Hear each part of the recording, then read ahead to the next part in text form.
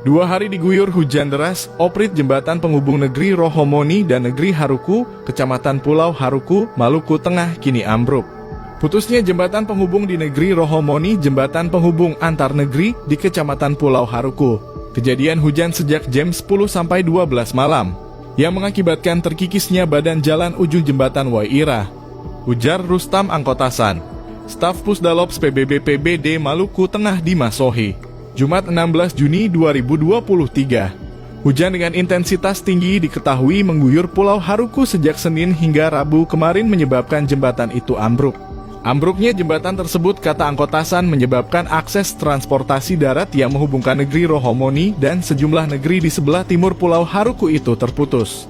Putusnya akses transportasi terlihat sejumlah kendaraan truk yang sementara dalam muatan yang mau dibawa ke negeri tetangga dalam kurung Haruku dan Samet terpaksa tidak bisa melintasi sebab putusnya akses jembatan. Jelasnya, ambruknya oprit jembatan itu juga menyebabkan akses jalan kendaraan roda 4 dari dan kedua negeri itu juga terputus.